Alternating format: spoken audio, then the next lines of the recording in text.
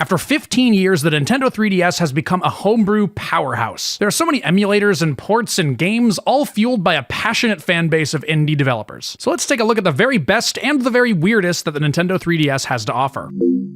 Let's start this video off strong with the 3DS port of Quake, one of my favorite video games of all time. It doesn't run at a perfect 60 FPS, but it's pretty close. Sometimes it dips down to 50, it'll have occasional screen tearing, but still incredibly impressive nonetheless. Using the circle pad for movement and the C-stick for aim makes for a fabulous control scheme. Quake released in 1996, so naturally it was very much built with a keyboard and mouse in mind. It doesn't have any of the fancy aim assist features you'd expect from a shooter controlled with 2 joysticks in modern day, but despite that, it's shockingly playable. It only took me a few minutes to adjust, and then I was back in business. It also helps that I know this game like the back of my hand. I've been playing it since I was maybe 7. It would be awesome if it had gyro aim like the 2021 Quake re-release does, but the 3DS doesn't have gyro to begin with. But the 3DS does have an oft-forgotten feature. It can play 3D video games without glasses. So does this port have 3D? It does not. This port feels so smooth and so elegant that I keep forgetting I'm playing on a Nintendo 3DS. I feel like that speaks volumes to the quality of it. But that's not all the Quake I have in store. Next up is Quake 3 Arena on the 3DS. Quake 3 is a much bigger ask than Quake 1, so let's see how well it runs. All the Quake 3 heads out there know exactly what to do on this CD key screen. You just type in all 2s, and it's like, yep, that seems about right. You can go on in. By the way, this port has a full QWERTY keyboard on the touchscreen. That is so cool. This port is based on IO Quake 3, so it's entirely within reason that I could connect to an online server and play online with people. The problem is, the 3DS has one of the worst wireless chipsets of any device of this caliber. I'm fully convinced the 3DS antenna must be powered by prayers alone. All the planets have to align for it to transfer any faster than 150 kilobytes per second. That being said, Quake 3 released in 1999. Perhaps that is more than enough network connectivity to do online stuff. The server list managed to load, so let's drop into a Quake 3 server on 3DS and see what happens. It didn't work. It just sat there attempting to connect forever. But hey, at least let's give single player a try. When you look at the wall, it's 60 FPS, but when you look anywhere else, it drops to maybe 20. Very extremely impressive that they got this to run at all. I'm absolutely stunned. The joystick controls feel perfectly natural. The biggest issue is precision. Again, this is a game that was meant for a mouse and a keyboard. It has no aim assist, so every firefight goes exactly the same way. I run up, I miss 3 shots, and then I die. Quake 3 was so formative to me that it's a load-bearing part of my brain. I didn't think there would ever be a day where I couldn't beat the first mission of Quake 3, but that day has finally come, and in the strangest context I could possibly imagine. I don't expect the homebrew developers that ported this to implement joystick aim assist in order to make it properly comfortable to aim. That would be a huge amount of work and an unrealistic thing to ask. So although this port is incredibly technically impressive, I'm gonna have to take some points off because I cannot hit my shots for the life of me. Perhaps if I dedicated the time to get good on this platform, I could do it, but we have a lot more games to deal with. So for now,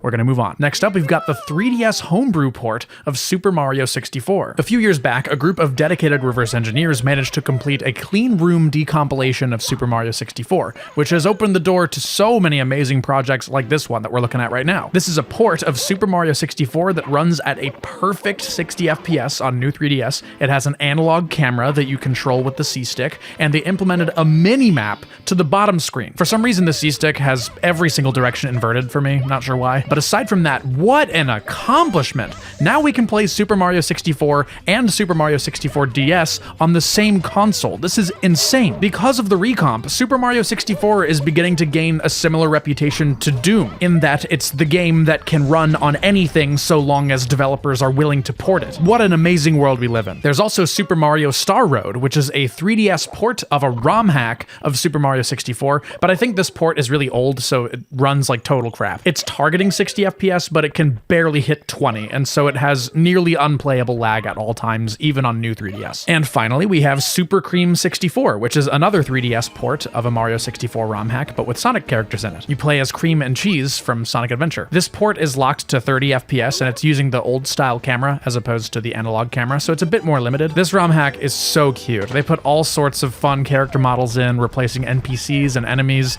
There was clearly a ton of effort put in, but this isn't a video about Mario 64 hacks. Maybe someday. This is a video about 3DS homebrew, so let's keep it rolling. Oh no. Well, time to play FNAF for the first time on this channel, I guess. This is Five Nights at Freddy's 1 Remastered, ported to 3DS. I don't know a ton about FNAF, I mostly just watched MatPat talk about it a decade ago. From a distance though, I like the series just fine, I think it's alright. It's pretty effective at what it's trying to do, I'm not surprised that it turned into a whole phenomenon. The circle pad moves the camera left and right, A toggles doors, B toggles lights, L opens the cameras, and you touch the screen to change the camera view. Seems intuitive to me. I didn't think I would ever play this game on the channel, but it seems very in character that if I ever were to, a homebrew port would be the way I'd do it. I managed to make it through the first night. Seems like a perfectly made port. It's just fine all the way down. We interrupt this program to bring you Arcade KK Plush. Pre-orders are open now, right now. Click the link in the description or pinned comment and grab yours for limited time only. A reminder, he is killable. You can kill him. You can rip his eyes off. You can throw him down the stairs. It comes with 3 different sets of eyes. You can use these ones. Make the thing a happy lad. There is an upcoming hype stream. This thing will be drowned in pilk, and a benefit of this, a feature, is that you can buy one and drown your very own plush in pilk. Anyway, that's all. Thank you. Back to our regularly scheduled programming. This is a port of Sonic Robo Blast 2, but it's the version of Sonic Robo Blast 2 from like 2019, and even since then, this game has come a long way. It is so polished now. For those that are uninitiated, Sonic Robo Blast 2 is a Sonic fan game that's been in development since 1998. It's often attributed to being the first 3D Sonic fan game ever made. It was made in a custom fork of the Doom engine, which, by the way, was only 5 years old when Sonic Robo Blast 2 began development. I am a huge SRB2 enjoyer. It is easily one of my favorite video games, and the whole project is free and open source. It has a massive, incredibly dedicated modding community. I love this game. The most immediately jarring thing to me about this port is having to hear the old versions of the songs. The game got a music overhaul a few years ago, and to me, that is what SRB2 is supposed to sound like now. The new soundtrack is so good. It's running at 35 FPS in this port, which is the exact same frames per second that the PC version ran at the time that this 3DS port was made, but the PC version has since been uncapped, so you can run it at whatever FPS you want. If someone wanted to play SRB2, but they only had a 3DS, this is a perfectly fine way to play it. The controls are intuitive, it runs fine, it is worlds better than nothing. Next up, we have Trogdor Reburninated, which is technically a 3DS port of a Flash game. Trogdor is a Homestar Runner Flash game that a fan faithfully recreated and then ported to 3DS. It also runs at a higher frame rate than the Flash game. It runs at 30 FPS instead of the original 12 FPS, which makes a huge difference to how responsive the game feels. So if it isn't obvious, I am the biggest Homestar Runner fan in the world. I was so excited to see attention directed to Trogdor in current year because this port came out pretty recently. All you gotta do is avoid the knights and squish enough peasants to be able to burninate, and then you burninate the thatched roof cottages. That's what Trogdor do. The only thing that doesn't make sense is Strongbad doesn't play Trogdor on the compy, he plays Trogdor on the arcade machine that's in the basement. Otherwise, this is an amazing port. It feels perfect to me. And of course, there's a fan-made version of Balatro on 3DS. I played a couple blinds. I don't think it has 100% of the content, but it's very much playable as is. This is an awesome way to play the game. Well done. Next up, we have a homebrew port of Grand Theft Auto 3 on 3DS. Who needs GTA 6? I can have the true GTA experience right here in my hands on Nintendo 3DS. This is insane conceptually. What an achievement that they got this to run, let alone at a playable frame rate. It's hitting about 15 to 20 FPS, but it feels right, like the physics is there. If you were to just zoom in on the screen, you might forget for just a moment that it's running on a friggin' 3DS. I would have loved this back in the 3DS's heyday. So many people would have bought this, but Rockstar would never. Only the fans could ever give us something like this. Major props to everyone involved. My jaw was hung open the entire time I was looking at this. But that's not all. We also have a homebrew port of Grand Theft Auto Vice City on 3DS. This one's more preliminary and more prone to crashing, but it is still decently playable and definitely impressive to look at. It runs noticeably worse than 3, as you would expect. It pulls maybe 15 FPS, but I completely forgive it. This feels like the exact upper limit of what the 3DS hardware is capable of. I don't think we will ever see something like, I don't know, Sonic Adventure 2 running on the 3DS, but I would love to be proven wrong. Again, if a 3DS is all you've got, then this would be mandatory to have in your homebrew library. Come on, it's way too cool. And of course, there's a port of Lego Island to 3DS, thanks to Matt KC and everyone else that contributed to the decompilation project that made this port possible. I love this game. I love the Infomaniac. I'm surprised I've never played this game on the channel. Again, it makes sense that a homebrew port would be the way that I'd end up playing it. Because Lego Island is pretty much entirely controlled with the mouse, the whole game lives on the touchscreen and you use the stylus to control it. It's based on the decomp, so it's a direct port running at 30 FPS with all the bells and whistles intact. It feels perfect. Leave it to me to find a way to play CD-ROM games on Nintendo 3DS. There's also a port of classicube, the fan remake of Minecraft Classic, and it runs stunningly on new 3DS. It's a perfect 60, and you can play online multiplayer. I'm a huge Minecraft Classic enjoyer, so this is rad. This is rad to see. Uh-oh. Welcome back to 2020, y'all. There's an AMOGUS port to 3DS. It's an abandoned, ground-up fan remake, and what we're seeing is an alpha version that I guess didn't get very far. They got the UI in a decent spot, you can run around on the ship, but there's no tasks to do, so all you can do is just run around until you get bored and turn the game off. Homebrew is really tough. I'm not surprised this team found themselves in over their heads, but I respect this project nonetheless. I respect the ambition. Because of this practice run, this team will be better prepared for their next big game dev project. Sorry, what do you mean 3DS Mario Odyssey? It's an abandoned fan remake of Super Mario Odyssey, I think running in Unity Engine. It's very preliminary and very rough around the edges, but still cool nonetheless. There's not much to do aside from running around an empty map, but you can make Mario jump ridiculously high, so that's kind of fun. It's Waluigi's emulator, yeah! Oh, it's a castle! I feel like I'm playing one of those like bootleg Android games. Oh, start as respawn, okay.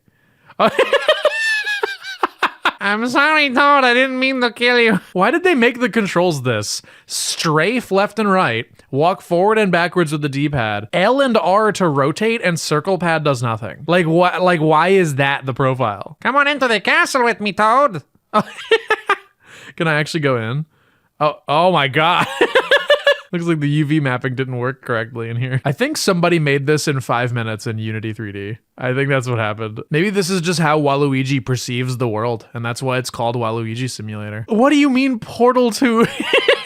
This is a preliminary 3D fan remake of Portal 2, but it has all the fundamentals already. It's got the portals, it's got the buttons, it's got the cube puzzles, very impressive stuff. It only has 3 playable rooms before it kicks you out to the menu, but this was so much fun and it's so well made. I had such a great time with it. Next up, we've got Evolution Saved Me. It's a homebrew game where you play as a monkey and you try to get the bananas while dodging the red lasers. When you collect the purple banana, it makes you briefly invulnerable. Collect as many bananas as you can and aim for a high score. I like it. It feels like a pretty good Mario Party minigame. Next one we got is just called Mars. Let's take a look. It's like Super Crate Box, but less fun. See how many mushrooms you can collect before the aliens gun you down. It's alright, but I think it needs better feedback for when the player gets hit. Next up is Pong Pokemon. I'll give you one guess as to what this homebrew is all about. It's Pong, but themed after Pokemon. Wow! Nebraska. Did it just say Nebraska? Nebraska. I don't know the reference, but this is Rangen 3DS edition. It's a simple 2D platformer where you play as a red square and you can wall jump, and the levels are randomly generated. Sometimes the levels can be completed by getting to the right side of the screen, and sometimes they're impossible. Pretty cool. I'm sure it was a very effective coding exercise. They got the pleasure of learning how to code, and I got the pleasure of being invited along and seeing a little bit of their process. Ravimid is easily the weirdest 3DS homebrew ever made. It's a 2D platformer with a fascinating gimmick that took me a minute to figure out, actually. You're supposed to collect all the pills that are floating in the sky, but it's not obvious at first how you're intended to do so because there's no jump button or anything. You have to use the 3D slider as an analog input to move the triangle man up and down. Oh, is it saying to... That's how you move up and down? Once you collect all the pills, the wall to the castle drops, but when you're heading that way, the triangle man walks exponentially slower until you finally make it to the castle. And then there's a boss fight against a giant human head. You shoot the pills into his open mouth enough times, and then you win. You saved your dad. You win. This is a really fun game. I liked it. Next up is Turtle Invaders. It's a nice simple shmup with multiple playable characters and with power-ups and power-downs to collect. It's pretty good. It even has a high score entry screen. Very fancy, very nice. What could this box hide? Let's find out. If I get past 1,000 and nothing has happened, then I'm going to close the game. Okay, I'm closing the game. Next up is Cosmic Drift. It's a very flashy and pretty shmup where you dodge asteroids and blast enemy ships, but it's prohibitively difficult. The enemies spawn in really fast and your health drains just as fast, but it's fun and noticeably well made. Next up is Murderlands. This game is right up there with Ravimid as being the strangest 3DS homebrew ever made. It's a first-person shooter where you have a huge purple amazing bulk fist taking up the entire right side of the screen. You have to 3D platform to find the boss and then either shoot them down or make them fall off a cliff, and then you win. Everything about Murderlands is unintuitive and bizarre, and I like it a lot. It kind of has Cruelty Squad energy. Horse Race Tests 3DS. The little icon says HRT. Wait a minute! I know this song! This is 100 Gig Stupid Horse! Spend the money on a stupid horse and lost it. Oh, the HRT joke was intentional. Trans rights are human rights, y'all. Let's do a random test. Place your bet. Okay. I am going to bet on the pink one on the top left there. I'm gonna put $100 down on the pink one. Well, looks like pink got trapped in that little circle on the top right there. Ah, man. Oh.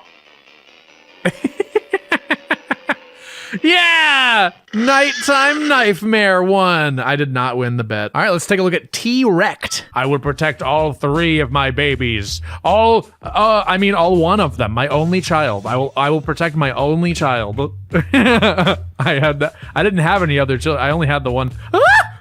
I've never had kids. Maybe someday I would consider it, but Whack-Mania is an incredibly impressive 3D whack-a-mole game. You drag the stylus on the bottom screen to aim and press L to fire. It starts off by making you think that the moles are the only thing that's 3D, but then the gameplay totally shifts and you have to rotate a 3D planet to whack the moles that pop up all around it. I am flabbergasted by the amount of design work at play here. It's a shame that Whack-Mania has no sound at all. Otherwise, it would be perfect. It feels like a really good mini game from Rayman Raving Rabbids. Next up is just called 3D Platformer, which is a demo of such a cool idea. The top screen is 3D and the bottom screen is 2D, and you can rotate where the plane of 2D exists in 3D space and play a simple platformer with that idea. I would have never thought of this, and it works so well. Next up is Super Burning Wood 3D. You drag a little fire around with the stylus, collect the wood and the charcoal, but you gotta dodge the waters. You see, the challenge is, every wood you collect makes your fire bigger, so the waters are harder to dodge. It looks nice, I dig it. This